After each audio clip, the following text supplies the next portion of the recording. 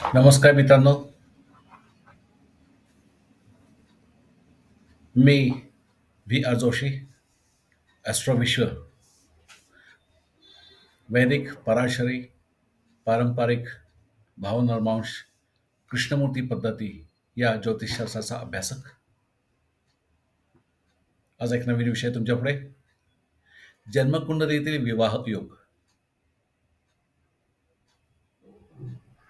अनेक वेळा असं पाहण्यात येतंय की विवाह योग अगदी प्रौढ वयात येतो.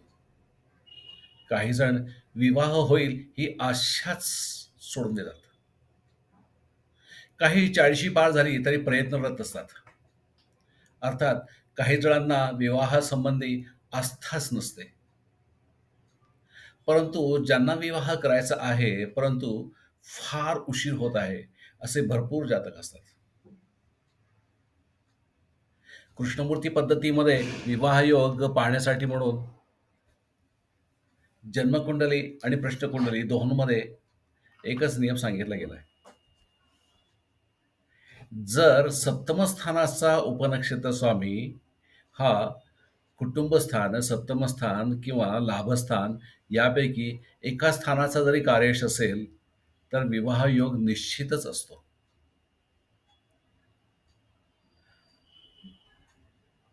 मग जन्मकुंडलीमध्ये ग्रह वक्री असेल तरी तो फलीमध्ये मात्र सप्तमाचा हा जरी वक्री ग्रहाच्या नक्षत्रात असेल, तर मात्र विवाह होणार नाही. हा आयुष्यभर अविवाहितच राहण्याचा योग आहे. मात्र तो ग्रह स्वतः वक्री असेल तर मार्गी झाल्यावर फळ देईल.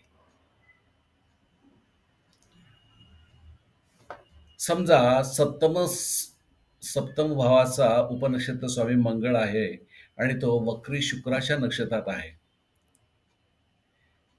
या योगात विवाह होणार नाही. परंतु सप्तम भावाचा उपनक्षत्र स्वामी मंगळ स्वतः वक्री असून तो शुक्राच्या नक्षत्रात आहे आणि शुक्र मात्र मार्गी असेल, तर मंगळ मार्गी झाल्यावर फळ देणार. कुटुंबस्थान, सप्तमस्थान, लाभस्थान या स्थानांच्या कार्यश ग्रहांच्या दशा अंतर्दशेत विवाह योग संपन्न होत असतो. तुमच्याही विवाहाविषयक कोणत्याही प्रश्नांकरता मी निश्चितच मार्गदर्शन देईन. माझा संपर्क नंबर आहे, क्रमांक लिहून घ्या. WhatsApp number 9702089298. माझा संपर्क क्रमांक पुन्हा एकदा लिहून घ्या, 9702089298.